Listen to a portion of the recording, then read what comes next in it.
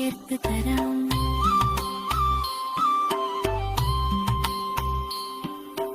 കൈയും മുഖവും കഴുകിയിട്ടു മിടുക്കനായി ചോറുണ്ണ കുഞ്ഞു വയറ് നിറഞ്ഞാലേ